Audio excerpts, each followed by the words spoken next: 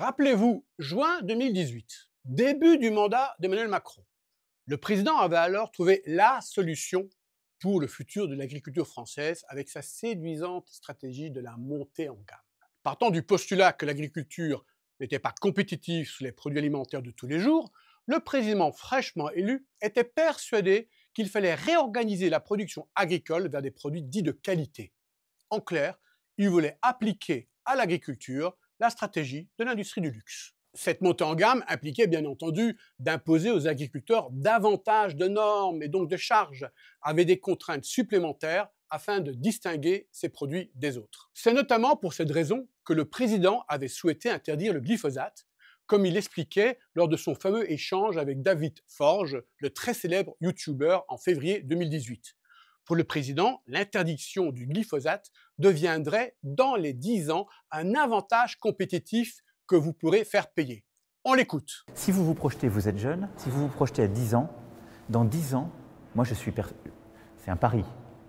Moi je suis sûr que ce sera un avantage compétitif que vous pourrez faire payer de ne plus être dans le glyphosate.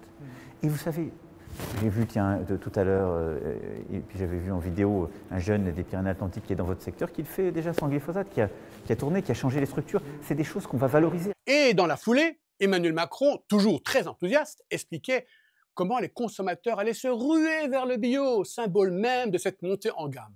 On l'écoute à nouveau. Regardez il y a 10 ans comment les gens se comportaient avec le bio. Ils disaient le bio ça ne marchera jamais, etc. Aujourd'hui, les consommateurs français, ils veulent plus de bio. En réalité, qu'est-ce qui s'est passé depuis? Eh bien, patatras. Toute cette stratégie de montée en gamme s'est avérée être un échec sur toute la ligne. D'ailleurs, dès septembre 2022, les sénateurs Laurent Duplon, Vincent Louault et Serge Mériou ont tiré la sonnette d'alarme avec la publication de leur rapport sur la compétitivité de la ferme France. Leur constat était simple: pour faire face à une demande de produits cœur de gamme, voire bas de gamme, qui est toujours autant là, on importe de plus en plus. Ainsi, les importations de poulet ont quadruplé en 20 ans, tandis que la consommation de poulet labellisé plafonne.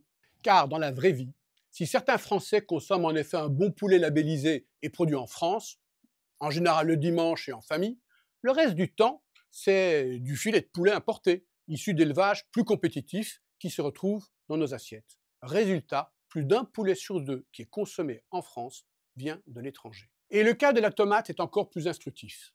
Concurrencés par les producteurs marocains, les maraîchers français ont délaissé le cœur de gamme pour se focaliser sur les tomates cerises.